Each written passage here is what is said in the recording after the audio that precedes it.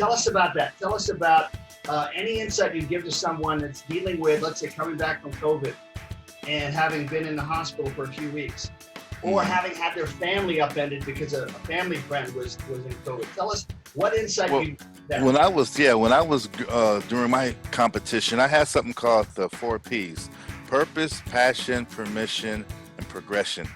And the first and most important part, even when you're injured and you're coming through, is your purpose.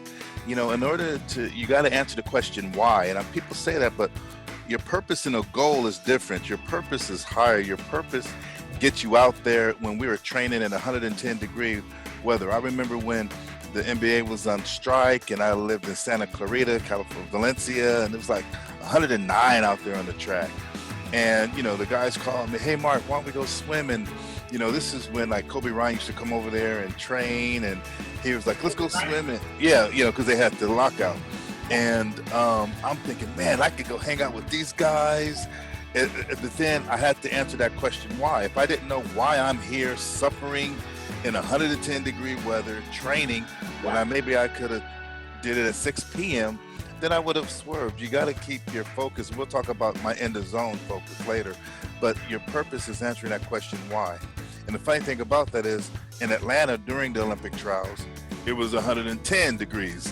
So I already prepared my mind to go in that condition. So sometimes you have to answer your question, you know, why am I doing this? And that's your purpose.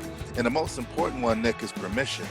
You have to give yourself permission to win, give yourself permission to lose, give yourself permission to fail, give yourself permission to succeed, because success is a process. It's not just overnight.